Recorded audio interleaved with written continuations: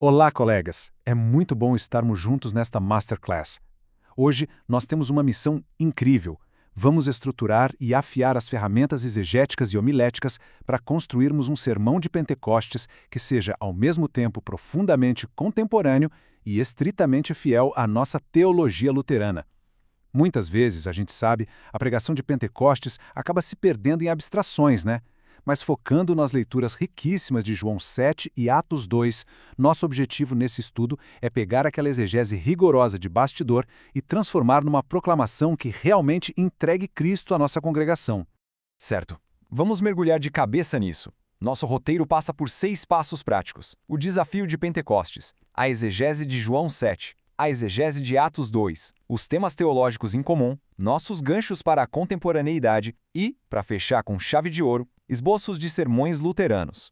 Então, começando com a seção 1, o desafio de Pentecostes. A gente precisa ir muito além do espetáculo, das chamas e do vento.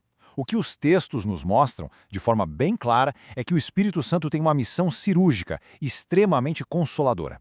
Pensem no Espírito Santo como alguém que vem logo atrás da figura sombria da morte, aquele ceifador implacável, sabe? Onde o diabo e a morte deixaram um rastro de pecado e destruição, o Espírito vem limpando a bagunça. E por quê? Simplesmente porque o Messias já triunfou sobre o assassino. O papel principal do Espírito não é dar um show, mas entregar esse Cristo ressurreto e vitorioso ao mundo que está, literalmente, morrendo. E para amarrar isso, com a nossa hermenêutica luterana, nada melhor do que esta citação fantástica de C.F.W. Walther. Ele ecoa perfeitamente a teologia da cruz e da vitória de Lutero. Walther nos lembra que ele ressuscitou e abriu a prisão da morte. É exatamente este triunfo que dita o tom do nosso sermão de Pentecostes. Nós não estamos pregando a antecipação da morte, mas sim a presença real, viva e palpável do Senhor Jesus por meio do Espírito. É com essa lente de pura vitória que a gente precisa olhar para os textos de hoje. E isso nos leva à seção 2, a nossa exegese de João, capítulo 7. O contexto histórico aqui é simplesmente fascinante. Imagine a cena. Jesus está no último e mais importante dia da festa dos tabernáculos. Durante essa festa, um sacerdote descia até o tanque de Siloé, enchia um jarro de ouro com a água e derramava no altar do templo ao som de trombetas. Era uma lembrança viva daquela rocha em Meribá, de onde Deus tirou água para o povo sedente no deserto. O pessoal até comprava jarrinhos de água como lembrança do evento. E é bem ali no auge dessa celebração, com todo mundo focado nessa água física que não resolve o problema da sede eterna, que Jesus se levanta e grita para a multidão: "Se alguém tem sede, venha a mim e beba." Agora, o que é realmente incrível do ponto de vista exegético está na explicação que o apóstolo João dá no versículo 39. João avisa que o Espírito ainda não tinha sido dado porque Jesus ainda não havia sido glorificado. Vejam bem, na linguagem joanina, glorificação não é Jesus sentado numa nuvem tocando harpa, não. É uma espécie de atalho teológico, um pacote inseparável que inclui a cruz, o sepultamento, a ressurreição e a ascensão do nosso Senhor. O Espírito Santo só flui porque a rocha foi ferida. Olha o contraste teológico brilhante que João monta aqui. De um lado, as terras áridas, o reino da morte e da sede, onde o ceifador atua. Do outro, o verdadeiro templo, que é o próprio Cristo. Da mesma forma que a água fluía do templo de pedra na festa, a água viva e o sangue fluíram do lado furado de Jesus na cruz. Esse é o momento épico onde a vida é conquistada e o Espírito Santo é derramado para, de uma vez por todas, saciar a sede da nossa humanidade caída. Avançando agora para a seção 3, a exegese de Atos 2. A multidão lá em Jerusalém está assistindo aquele derramamento incrível do Espírito, ouvindo a pregação em várias línguas, e eles fazem a pergunta mais natural do mundo: o que isto significa? E convenhamos, colegas, se a nossa pregação tenta apenas explicar a mecânica do vento e do fogo e esquece de explicar o conteúdo do milagre, a gente cai na armadilha de responder a pergunta errada.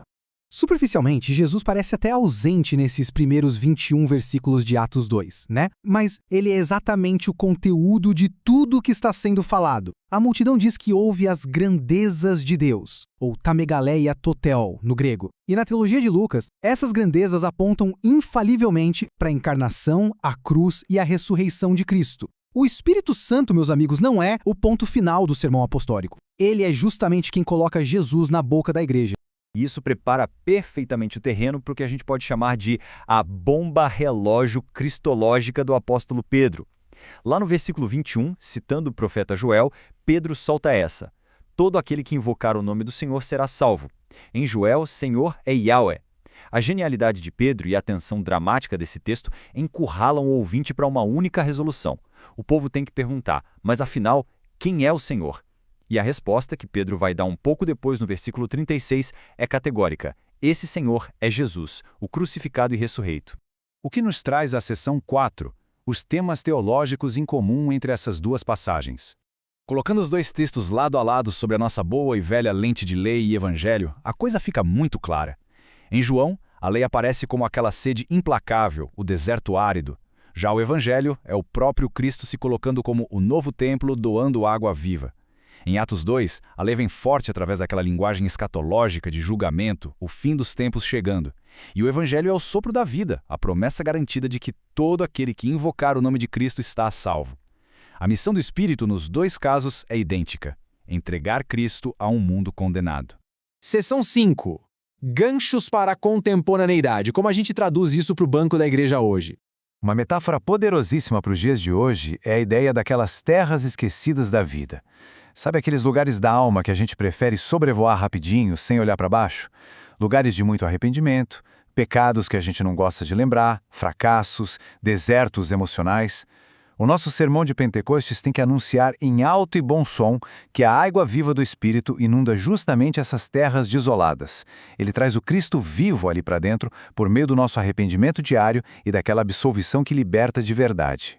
Outro conceito contemporâneo que encaixa perfeitamente aqui é a ideia de mattering, da pesquisadora Jennifer Wallace. Em português, é aquela necessidade básica humana de importar, de ter valor.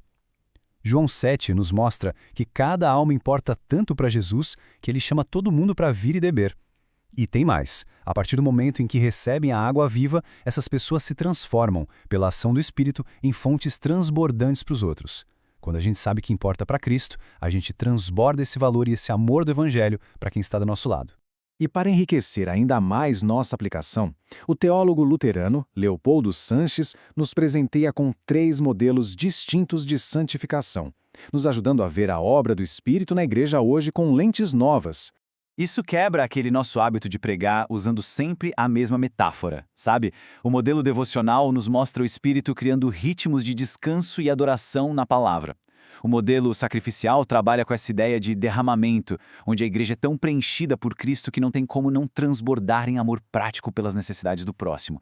E o modelo de hospitalidade nos lembra que o Espírito quebra barreiras e puxa aqueles que estavam lá nas margens da sociedade direto para o centro do perdão, em Cristo Jesus. E, finalmente, chegamos à nossa 6ª e última sessão, os esboços de sermões luteranos. Como pregadores luteranos, a gente sabe que qualquer estrutura homilética sólida passa por lei, evangelho e santificação.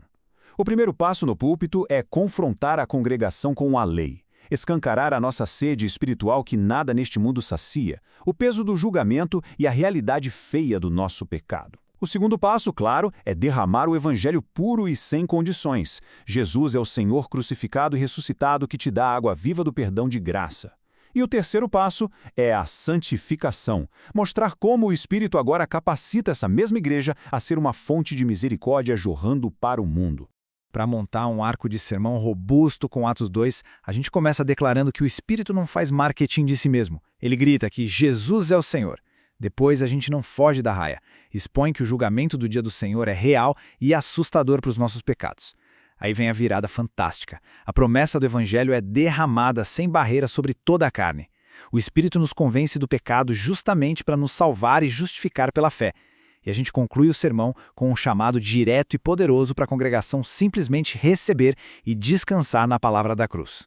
Para fechar o nosso estudo, deixo essa provocação enquanto preparamos nossos sermões. O nosso desafio não é dar uma aula de história sobre um evento que aconteceu há milênios. Nós somos chamados a ser instrumentos vivos do Espírito hoje. Então, como a água viva fluirá deste púlpito para as terras áridas de quem ouve vocês neste domingo? Que o Espírito Santo molde as palavras da nossa pregação para que neste Pentecostes Jesus Cristo seja entregue à sua igreja com poder, com consolo e com uma graça que nunca, jamais seca. Boa pregação a todos!